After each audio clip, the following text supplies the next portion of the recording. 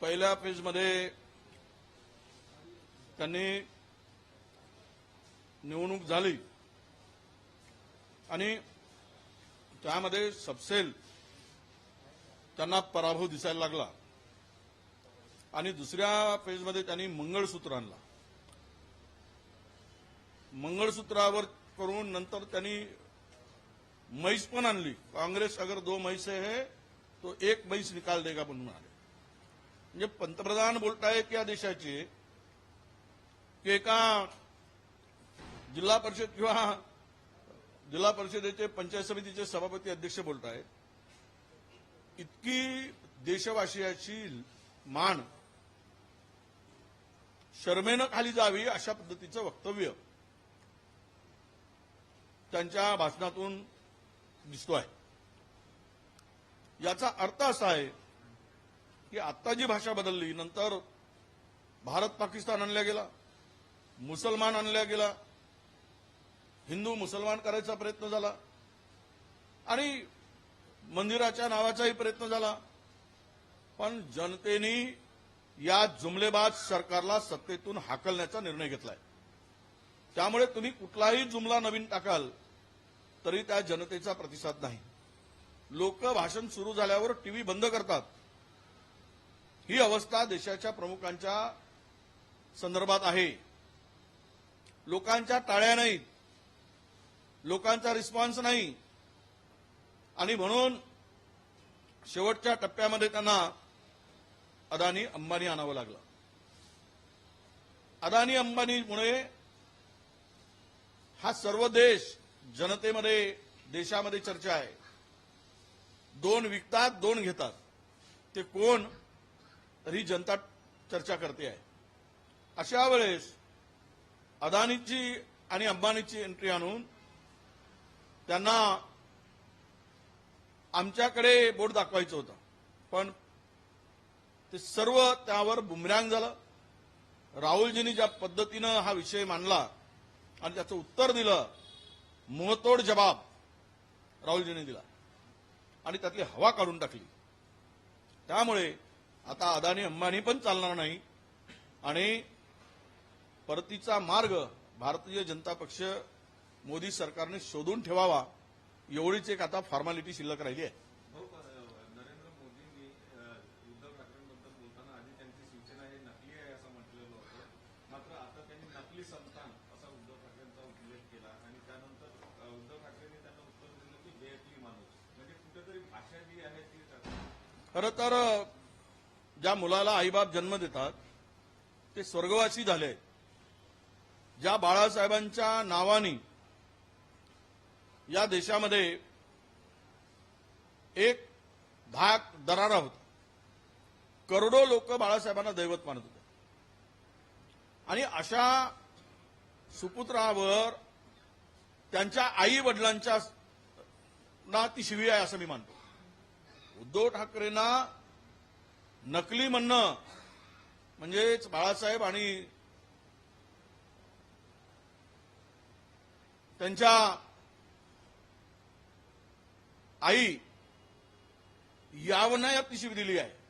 या देशाच्या पंतप्रधानांना अशी शिवी देण्याचा अधिकार आहे का हे भारतातील जनता, महाराष्ट्रातील जनता बघते आहे आणि यातून लोकांनी जो काही निर्णय घ्यायचा ही जी पातळी घसरली. जर कोणी आई वडिलांना शिव्या घालत असेल आणि त्यांचा अपमान करत असेल तर त्याला दिलेलं उत्तर योग्य आहे की नाही हे जनता आता या निवडणुकीमध्ये ठरवणार आहे आणि मला वाटतं की लोकांनी तो निर्धार केलेला आहे.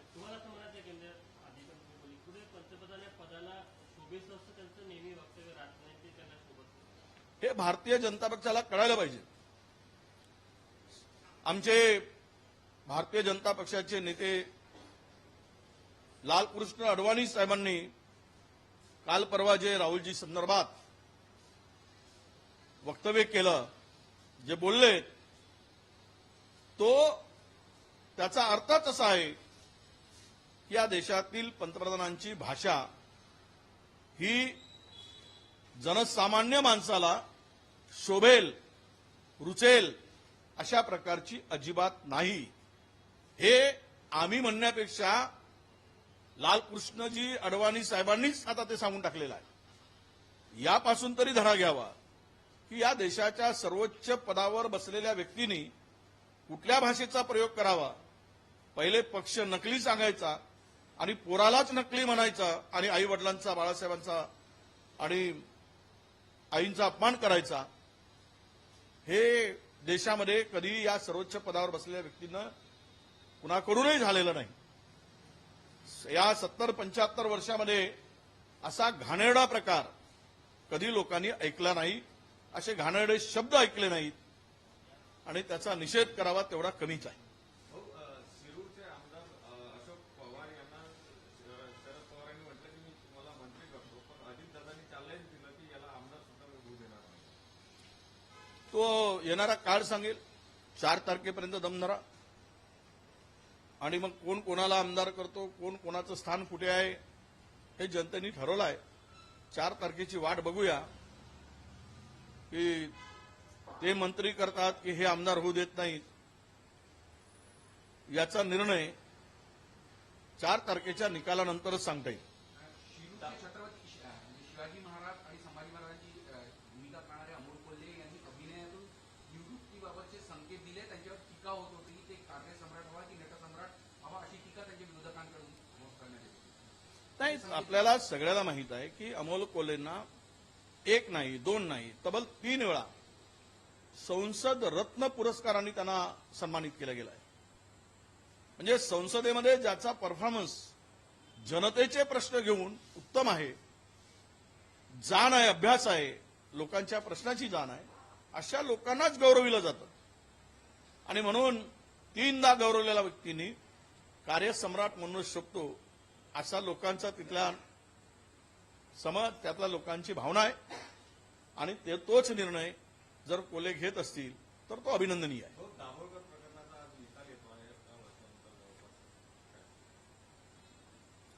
जे प्रवृत्ती या देशामध्ये फोफावली आहे त्या प्रवृत्तीने जो विचार या देशातील जनतेला पोषक असलेला विचार त्याला संपवण्याचा जो काही प्रयत्न केला होता त्या संदर्भात आजचा निकाल नक्कीच या प्रवृत्तीला चपराक देणारा ठरेल असा मला विश्वास आहे. तो सर हिंदी सवाल है। इस चुनाव में पाकिस्तान की एंट्री होगी। कांग्रेस के नेता मणिशंकर अय्यर कह रहे हैं कि हमें भारत में पाकिस्तान का सम्मान करना चाहिए क्योंकि उनके पास एटम बम है। नहीं, वो क्या कहे इससे पहले कि हम क्या कहते हैं, इनको बिन बुलाए मेहमान देश के पंतप्रधान जाके बिरयानी खाकर आते बिना बुलाए। देखिए, कांग्रेस ने पाकिस्तान के टुकड़े किया है। कराची तक, लाहौर तक हमारे सैनिक पहुंचे थे। उन्होंने लिखित रूप में माफी मांगकर करार किया, ये लिखा हुआ है। और ये 2 टुकड़े करने वाले, और देश का कोई भी पंतप्रधान कांग्रेस का पाकिस्तान नहीं गया, पर 2 पंतप्रधान इस देश से वो गए जाने वाले भारतीय जनता पक्ष के। तो इससे ही पता चलता है कि ये बिन बुलाए मेहमान जाके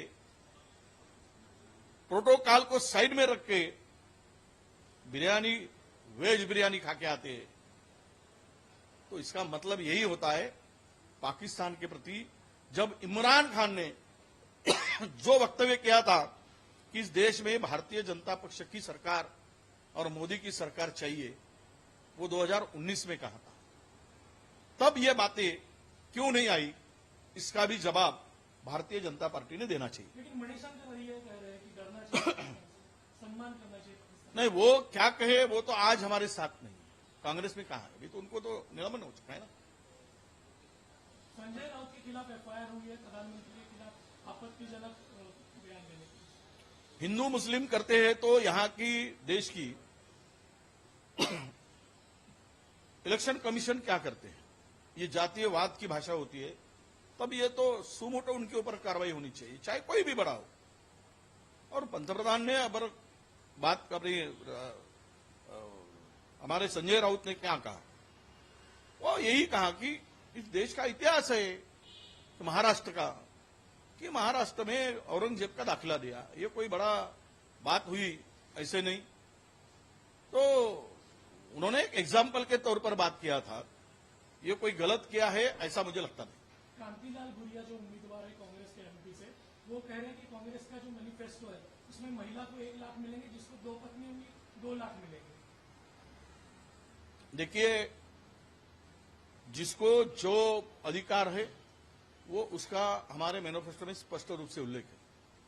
कौन क्या बोलता है इससे कोई मतलब नहीं है। जाहिरनामा लिखित रूप में पब्लिक में है, वही लागू होगा।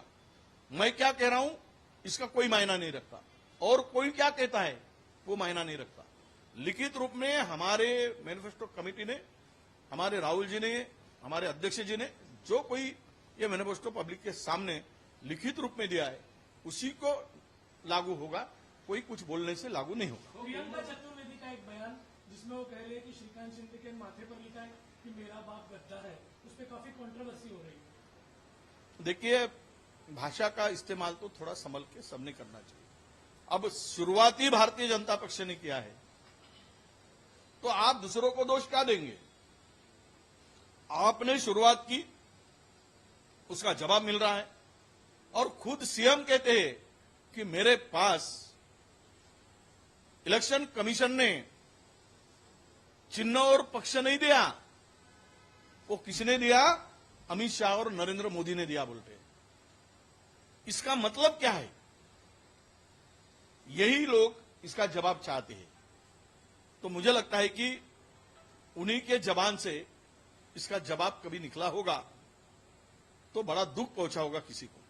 Thank you. राज ठाकरे यांनी पंतप्रधान महिला आयोग ने बोला है कि कोई एक भी महिला कंप्लेंट नहीं उनके खिलाफ नहीं आएंगे। उनके खिलाफ एक भी कंप्लेंट नहीं है। प्रज्वल रेवन्ना के ऊपर महिला आयोग ने ये रिपोर्ट दी है कि उनके पास कोई भी महिला कंप्लेंट देने नहीं आई है। ऐसा है, वो वीडियो भेज दिया गया है जिस महिला के साथ में अश्लाघ्य अश्लील व्यवहार ये प्रज्वल रेवन्ना ने किया है। यही पुरावा होता है। कोई औरत हर औरत महिला अपने इज्जत के लिए डरती है, अपने नाम के लिए डरती है। बहुत सारे कभी कभी अत्याचार नाम को बदनाम न होने के लिए भी औरतें सहन करती है। ये उनकी सहनता का एक मर्यादा होती है, इसीलिए वो सहन करती है। जब ये स्थिति सामने आई, हो सकता है और महिलाएं आएंगी, पर जिनके पास में इतना बड़ा मटेरियल सब कुछ दिया है, 500 से 1000 महिला का उन्होंने जो उनके साथ में जो अभद्र व्यवहार किया है या व्यभिचार किया है, तो उसके बारे में चर्चा होनी चाहिए। उसको लेकर अब तुमने ब्रजबचन सिंह को, महिला पहलवानों का अत्याचार करने वालों को बचाया, उसके ऊपर एफआईआर दाखिल नहीं हुई। खुद बोल रहे थे कि हमारे साथ में ये खासदार भारतीय जनता पक्ष का, इन्होंने हमारा शोषण किया, 50 दिन हक मांगते हुए रोते हुए बैठे थे। तब इनको बेशर्मों को थोड़ी शर्म नहीं आई, अब ऐसी बात कर रहे हैं। और उससे हद हो गई, उसके बच्चों को भी टिकट देने का काम किया गया। तो ये तो महिला की सम्मान की बात कहां है, ये पूरा हिंदुस्तान देखता है। इसलिए इसको ज्यादा तवज्जो देने की जरूरत नहीं, उसके ऊपर कार्रवाई की आवश्यकता है। हर कोई महिला ने यह सोचकर कार्रवाई करनी चाहिए, ऐसा ही मेरा उनका सलाह है। अनिल देशमुख म्हणाले की फडणवीसांनी माझ्याकडे माणूस पाठवला होता वाटाघाटी करण्यासाठी की तुम्ही प्रतिज्ञापत्र जर लिहून दिलं तर सीबीआय किंवा ईडी तुमच्या मागे लागणार नाही, अशा प्रकारचा खुलासा। आता हे त्या संदर्भात त्यांनी खुलासा केला आहे। मी काही त्या मध्यस्थी नव्हतो, त्यामुळे मी यावर अधिक भाष्य करण्याची गरज नाही। पण यामधली सत्यता मात्र शोधली पाहिजे। सत्य ते आहे की हे आहे यांचं आहे, या संदर्भातला खुलासा प्रशासकीय स्तरावर होण्याची आवश्यकता आहे, याची चौकशी होण्याची आवश्यकता आहे, असं मला वाटतं।